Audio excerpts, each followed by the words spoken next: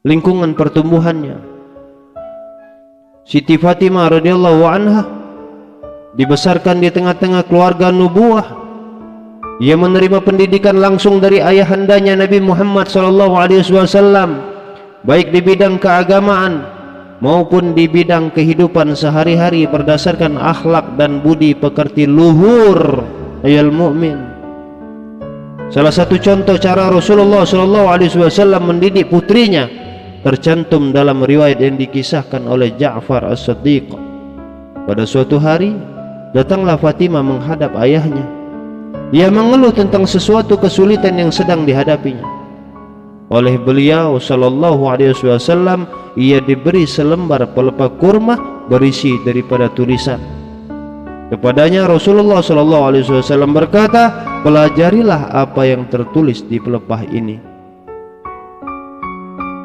Ternyata tulisan itu berbunyi, ayol mukmin, barang siapa yang beriman kepada Allah dan hari kiamat, ia tidak akan mengganggu tetangganya. Barang siapa yang beriman kepada Allah dan hari kiamat, ia pasti menghormati tamunya.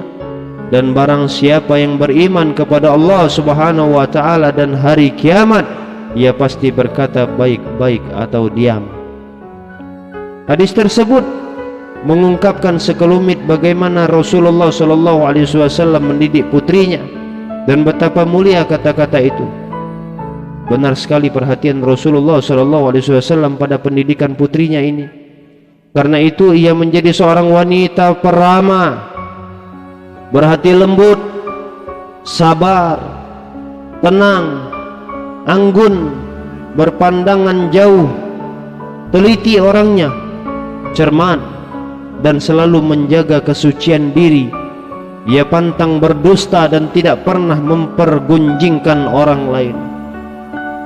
Bayangkan hamba Allah, sejak kecil Siti Fatimah sudah mempelajari Al-Quran.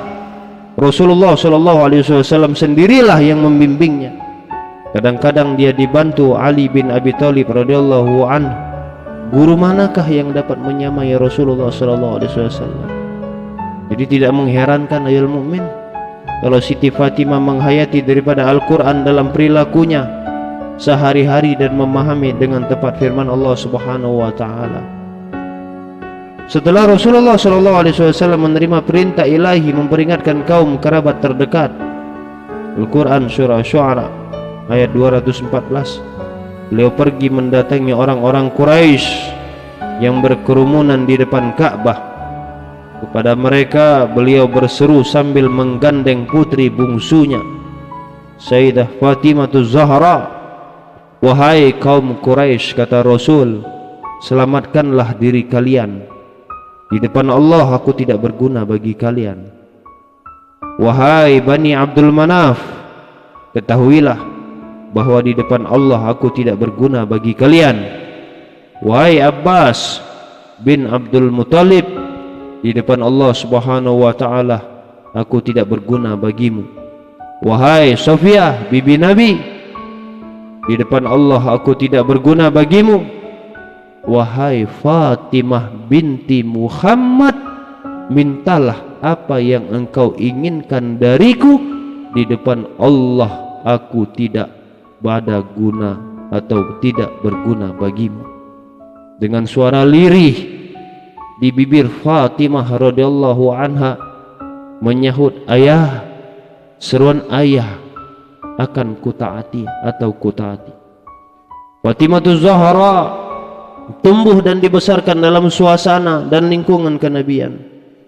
Sebagai wanita putri manusia termulia di permukaan bumi, ia menyadari kedudukannya di tengah-tengah umat Islam, menyadari tugas-tugasnya di masa depan sebagai seorang ibu yang akan melestarikan keturunan Rasulullah SAW. Kehidupan yang berat bagi sosok Sayyidah Fatimah Zahra Al-Batul, Siti